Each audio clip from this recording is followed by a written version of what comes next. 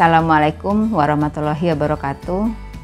Berjumpa lagi dengan Ulfia Rahmi. Kali ini kita akan membahas mengenai aktivitas-aktivitas dalam e-learning.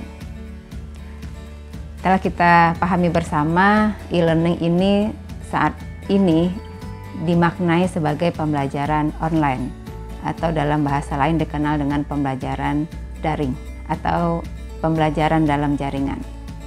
Nah, untuk bisa mendesain berbagai aktivitas pada saat kita melakukan pembelajaran daring, kita perlu mengidentifikasi apa saja jenis-jenis aktivitas yang bisa kita manfaatkan, yang berpotensi untuk membuat pembelajaran itu lebih menarik dan lebih menantang. Jadi pada saat kita hanya mengenali beberapa aktivitas saja atau mungkin hanya satu aktivitas, tentu kita cenderung melakukan aktivitas secara monoton. Nah, kali ini kita akan membahas apa saja jenis aktivitas-aktivitas yang bisa kita variasikan pada saat melakukan online learning ataupun pembelajaran daring. Aktivitas-aktivitas ini kita bedakan menjadi dua ya. Dalam online learning ini namanya mood activity, ada namanya asinkronos dan ada sinkronos. Jadi kita bedakan dulu dua aktivitas ini, sinkron dan asinkron. Kegiatan sinkron dan asinkron ini dibedakan oleh garis waktu. Ya, yang membedakan keduanya adalah waktu. Kegiatan sinkronos merupakan kegiatan yang dilakukan dalam waktu yang bersamaan. Sedangkan kegiatan asinkronos dilakukan dalam waktu yang berbeda. Beberapa contoh aktivitas dalam kelompok sinkronos, misalnya virtual meeting, chatting, atau video call.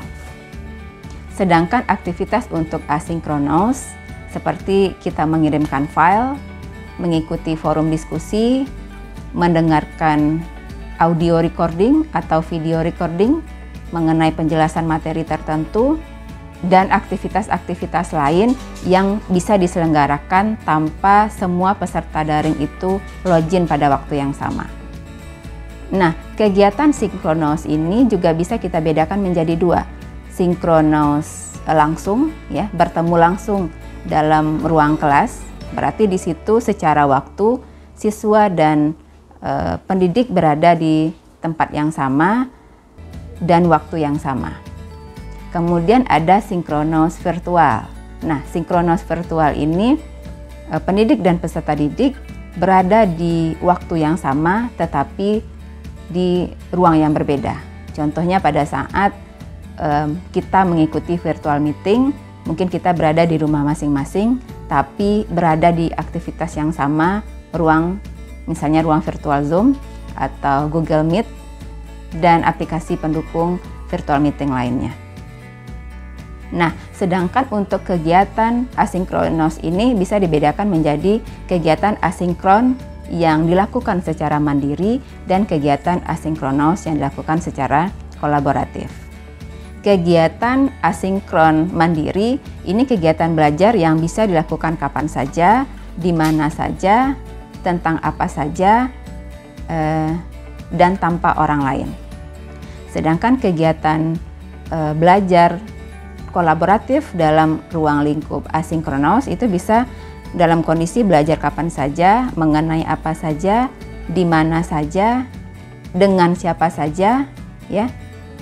Jadi perbedaannya itu bisa dilakukan secara kolaboratif dan mandiri.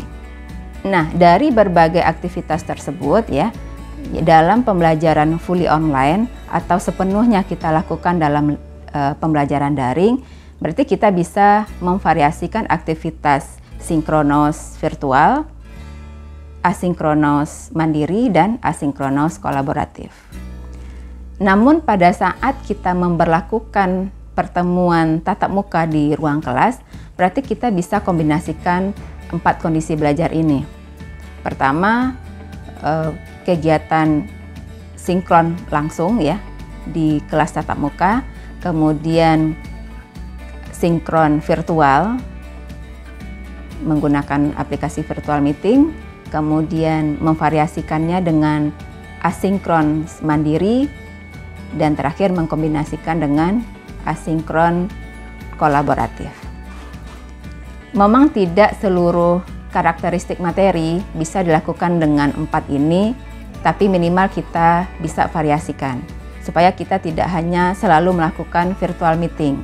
Ya, bayangkan ketika setiap pertemuan kita melakukan virtual meeting sampai beberapa kali, itu pembelajaran menjadi monoton.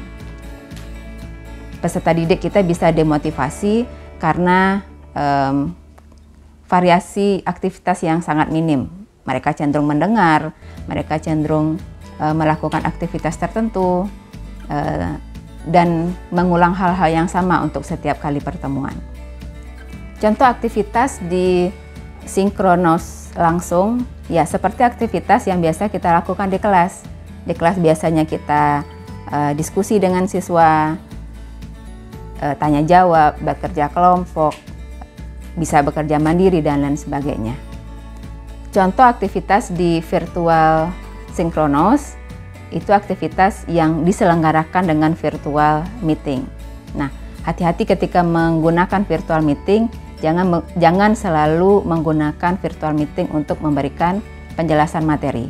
Mungkin penjelasan mengenai materi tertentu bisa kita gunakan video recording, jadi mereka bisa mengulang-ulang bagian-bagian tertentu yang mereka mungkin belum paham. Nah, di virtual meeting kita lebih kepada menindaklanjuti apa yang sudah dilakukan.